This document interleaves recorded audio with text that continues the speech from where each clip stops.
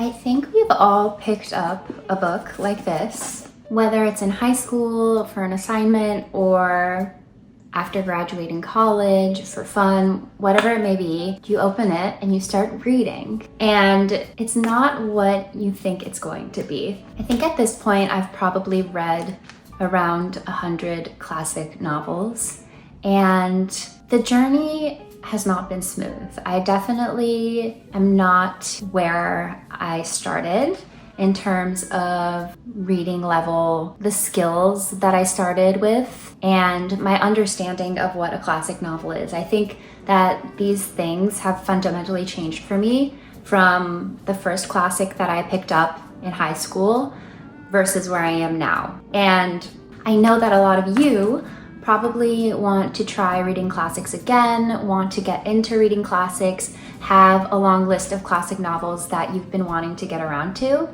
But reading classic novels can be very intimidating. And it's not just the thought of reading them, because once you pick up a classic, oftentimes it can be very challenging and difficult. And so today I wanted to share some tips and tricks that help me read classic novels, because there are definitely a few things that I learned along the way of reading 100 classics that I wish I had known when I picked up my first one. So yeah, let's get right into it. Okay, the first tip I'm going to start with is a very, very important one when it comes to starting your journey of reading classic novels. Start with classics that sound interesting to you. A lot of the time, it's easy to hear about what classics are popular right now, what classics have weight in terms of all of the classic novels that are out there. Whether it's, I read this in high school, so it must be an important book, or everyone I know has read this book, so I feel like I need to read it. When you're starting out, I would just put that all aside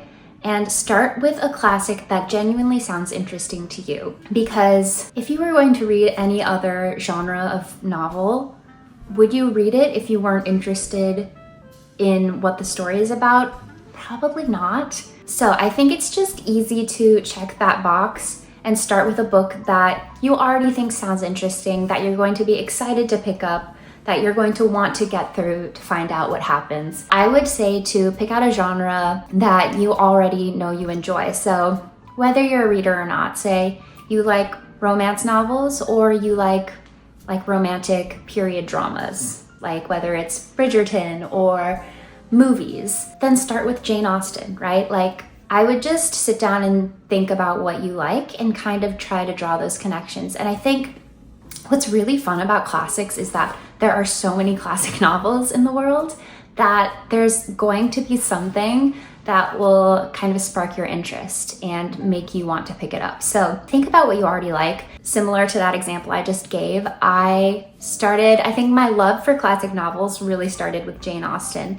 This was after I had finished college. I decided to pick up Pride and Prejudice, and I absolutely fell in love with the story, with the writing, with the characters, and I read all of Jane Austen's novels. And that was kind of the beginning of my classics journey. So start with what you know you will enjoy, or at least what sounds interesting to you. Here are just a few top of mind examples. Like I said, do your research. It's so much fun to look into what books are out there. So this is really just a few, but another genre of novel that I liked pre-classic novel journey for me was mysteries. So like detective stories, Sherlock Holmes, right? Like, no brainer. This is just a collection of a few of his stories. So that was a good place for me to start. Truman Capote in Cold Blood. This is one of my favorite true crime novels, and I was hooked all the way through because I already just really enjoy this genre. I loved listening to true crime podcasts, so this was kind of just an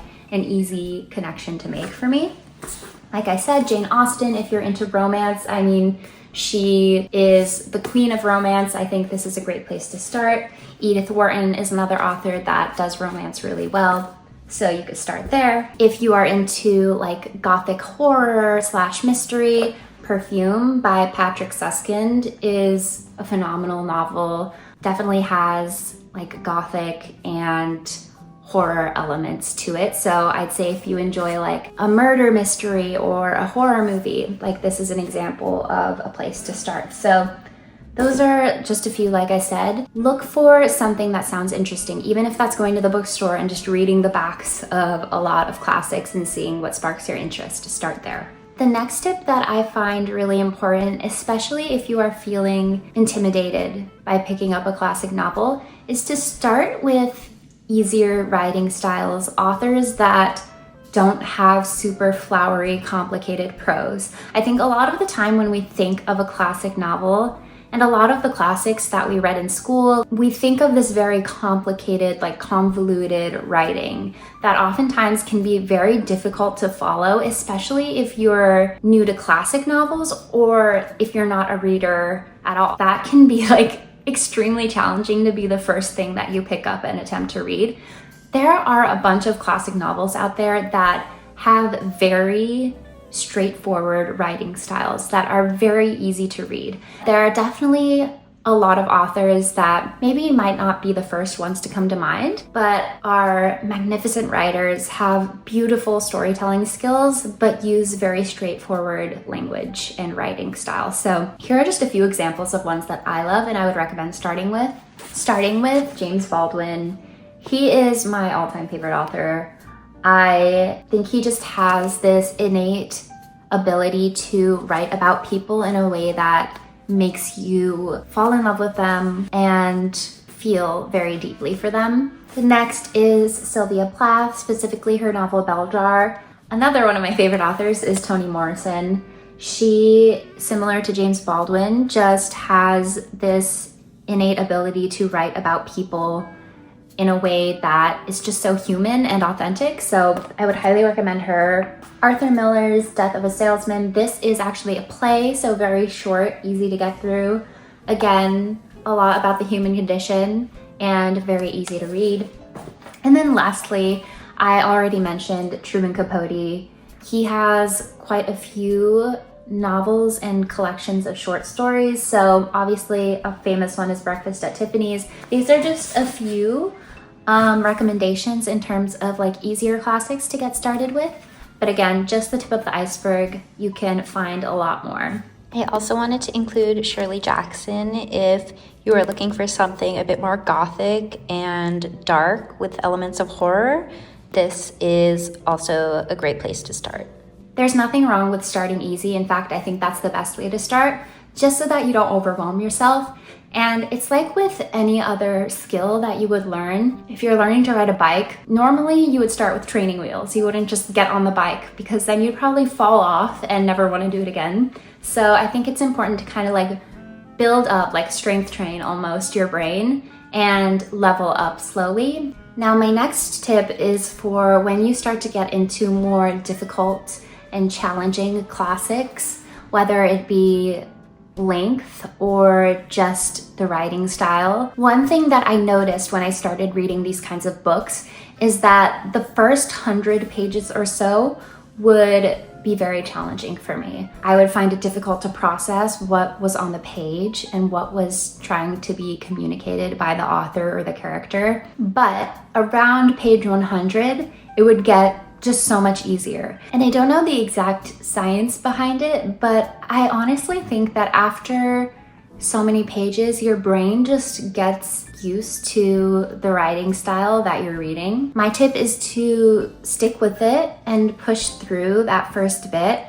It's always challenging when you are picking up a new thing to kind of get comfortable and familiar with it. So give yourself the grace and that space to struggle. That's completely natural. It would, I think, almost be unnatural if you're like picking up your first classic and you're not struggling a little bit. So yeah, be patient and push through that first little bit of the book, and it will just get so much easier, especially as you read more than one classic. You get better and better at kind of comprehending the language. Another thing that is helpful for me, and I guess this just really depends on what you want to do. I was tempted at first to look up every word that I didn't know. In theory, this is nice because then you're like, oh, I'll understand like everything. But for me personally, it takes me out of my flow. So if I'm reading and I don't understand a word and I look it up, it's just hard to kind of get back into that flow that I already had up to that word. And I personally find that I'm able to process a story a lot better if I am consistently reading it and not like taking small breaks. I recommend on your first read not looking up words, or I mean, if you see one like repeated, you can look it up, but don't look up every word that you don't know, because I think that can kind of just get overwhelming. And a lot of the time you can figure out the message, the overall message of the sentence or the paragraph using context clues if you're like fluent in English or whatever language you're reading in. And this kind of goes into my next tip, which is to start by just reading the whole book. And what I mean by this is don't take notes, don't look up words. And this might be a bit controversial because I know that in high school, if you studied English in college, that is exactly the opposite of what they tell you to do. They tell you to, do your research. But when you're starting off, it can be very, very, very overwhelming to read a classic while analyzing it. And a lot of the time that can put you off of reading or finishing a classic novel at all. And so I would recommend on your first read and while you're getting familiar with classic novels, just read the book. You can always analyze it when you're done with it. It's easy to, kind of sit down with a notepad after you finished and reflect on what you've read. And I think that is the best way to develop your skills when it comes to reading classic novels, is reading the book and then reflecting on what you've read. And what I found is that the more classics I read, the easier it became to notice themes while I was reading the book, to notice details and intricacies about characters. It becomes a lot more natural over time. And I think if you try to force it on your first read of a classic, it can be very overwhelming. Don't stress too much about analyzing a classic novel. Just read the book first. And I promise over time, you can start to incorporate that note-taking process, and it will just be a lot easier once you've built out your ability to just read a classic in the first place, because I think a lot of people underestimate how difficult it can be to just get through a classic novel. And my last tip relates to the first tip I gave about finding classics that genuinely intrigue your interest and genres that you enjoy already. Once you find an author that you love, that you genuinely enjoy reading their work, that you get excited to pick up the book every time, stick with that author. Read all of their books, because when you read one author's works over and over, you really are able to familiarize yourself with their writing style, which is great because then you have this foundation to build skills off of. That's when you can really start to pick out little details. You'll start to understand what kinds of characters they like to build in their worlds, what kind of worlds they like to build, what kind of commentary they like to include in their book, whether it's about society or the political climate or whatever it may be. That's when you can start to understand the different themes that the author likes to work with. And those are all critical skills when it comes to reading classic novels and getting the most value out of the classics that you read. Being able to identify those different intricate details and factors of a classic is so important and makes the reading experience so much more enjoyable. And so it's okay to read one author's works over and over, whether it's reading the same book or reading all of the books that they've written. I think that's a great way to develop your skill set in terms of reading classics. There's nothing wrong with finding an author that you like and sticking with them. The most important part, obviously, is enjoying what you're reading, and that is what will turn you into a classic novel reader. So those are just a few tips that I have for you guys when it comes to reading classics and getting into classics. I hope that these are helpful. They certainly would have been helpful tips for me to have had when I started my classics journey.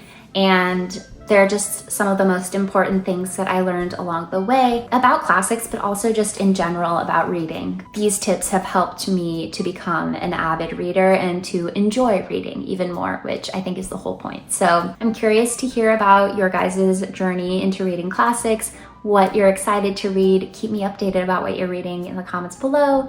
And yeah, we will talk very soon. Bye.